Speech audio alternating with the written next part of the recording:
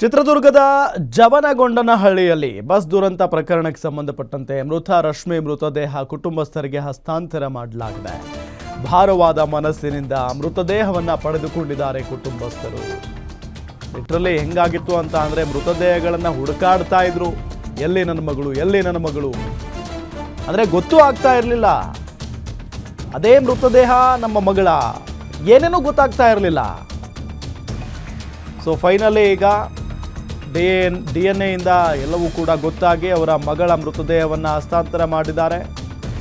ಮುರುಡೇಶ್ವರದಲ್ಲಿ ಅಂತ್ಯ ಸಂಸ್ಕಾರ ಮಾಡೋದಕ್ಕೆ ನಿರ್ಧಾರವನ್ನು ತೆಗೆದುಕೊಳ್ಳಲಾಗಿದೆ. ಇಂಥ ದುರಂತ ಆಗಬಾರ್ದಿತ್ತು, ಆದರೆ ಆಕಸ್ಮಿಕವಾಗಿ ಆಗಿದೆ.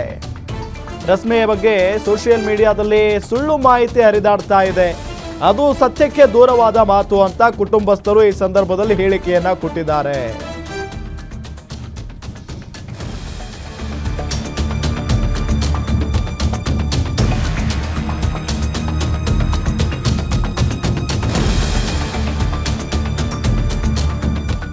ಗಮನಿಸ್ತಾ ಇದ್ದೀವಿ, ರಶ್ಮಿ ಬಗ್ಗೆ ಸೋಷಿಯಲ್ ಮೀಡಿಯಾದಲ್ಲೆಲ್ಲ ಸುಳ್ಳು ಮಾಹಿತಿ ಹರಿದಾಡ್ತಾ ಇದೆ. ಅದು ಸತ್ಯಕ್ಕೆ ದೂರವಾದಂಥ ಮಾತು ಅನ್ನೋ ನಿಟ್ಟಿನಲ್ಲಿ ಕುಟುಂಬಸ್ಥರು ಈ ಸಂದರ್ಭದಲ್ಲಿ ಹೇಳಿಕೆಯನ್ನು ಕೊಟ್ಟಿದ್ದಾರೆ. ಮೊನ್ನೆ ಚಿತ್ರದುರ್ಗದ ಜವನಗೊಂಡನಹಳ್ಳಿಯಲ್ಲಿ ಬಸ್ ದುರಂತ ಆಯ್ತಲ್ಲ, ಆ ಪ್ರಕರಣಕ್ಕೆ ಸಂಬಂಧಪಟ್ಟಂತೆ ಆ ಬಸ್ ದುರಂತದಲ್ಲಿ ಪಾಪ ರಶ್ಮಿ ಅವರು ಕೂಡ ಮೃತಪಟ್ಟರು.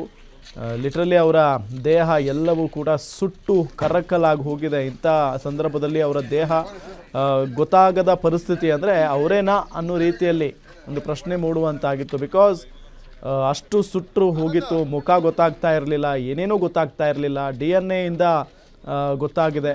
ಸೊ ಅದಾದ ನಂತರ ಈಗ ರಶ್ಮಿ ಮೃತದೇಹವನ್ನು ಕುಟುಂಬಸ್ಥರಿಗೆ ಹಸ್ತಾಂತರ ಮಾಡಲಾಗಿದೆ.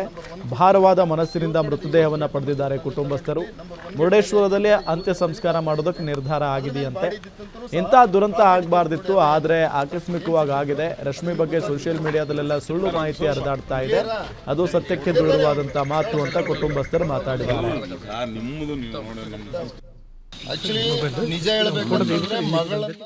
ಹಾಕಿದ್ರಲ್ಲ ಮೆಸೇಜ್, ನೀವು ಅದರಿಂದ ನಮ್ಗೆ ಅನುಭವ ಗೊತ್ತಾಯಿತು. ಅದು ಒಳ್ಳೆ ಕೆಲಸ ಮಾಡಿದ್ರು. ಇಲ್ಲ ನಮಗೆ ಮಧ್ಯಾಹ್ನ 1-2 ತನಕ ಯಾರಾದರೂ ಮೆಸೇಜ್ ಬರ್ತಾ ಇರಲಿಲ್ಲ, ಹೆಸರು ಹಾಕಿ ಇದು ಮಾಡಿದ್ರು. ಅದು ಒಳ್ಳೆಯದು. ಆ ಥರ ಒಳ್ಳೆಯ ಕೆಲಸವನ್ನು ಮಾಡಿ ಇದ್ರ ಬಗ್ಗೆ ಏನಾದರೂ ಶೋಧನೆ ಮಾಡಿ ಇನ್ನು ನಮ್ಮಾಗಿ ಮತ್ತು ಬೇರೆಯವ್ರು ಆಗದಿದ್ದಂಗೆ ಸ್ವಲ್ಪ ನೀವು ಪ್ರಯತ್ನ ಮಾಡಿ ಅಂತೇಳಿ ನಮ್ಮದೊಂದು ವಿನಂತಿ ಇದೆ ಅಷ್ಟೇ. ಹಾಕಿದ್ರಲ್ಲ ಮೆಸೇಜ್, ನೀವು ಅದರಿಂದ ನಮ್ಗೆ ಅನುಭವ ಗೊತ್ತಾಯಿತು. ಅದು ಒಳ್ಳೆ ಕೆಲಸ ಮಾಡಿದ್ರು. ಇಲ್ಲ ನಮಗೆ ಮಧ್ಯಾಹ್ನ 1-2 ತನಕ ಯಾರಾದರೂ ಮೆಸೇಜ್ ಬರ್ತಾ ಇರಲಿಲ್ಲ, ಹೆಸರು ಹಾಕಿ ಇದು ಮಾಡಿದ್ರು. ಅದು ಒಳ್ಳೆಯದು.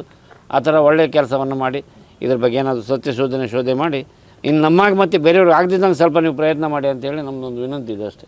ಹಾಕಿದ್ದಾರೆ. ಭೌತಿಕವಾಗಿ ರಶ್ಮಿ ನಮ್ಮೊಟ್ಟಿಗಿಲ್ಲ, ಮಾನಸಿಕವಾಗಿ ರಶ್ಮಿ ನಮ್ಮೊಟ್ಟಿಗೆ ಇದ್ದಾಳೆ. ಇನ್ಸಿಡೆಂಟ್ ಆಗಬಾರ್ದಿತ್ತು, ಯಾರೂ ನಿರೀಕ್ಷೆ ಮಾಡಲಿಲ್ಲ.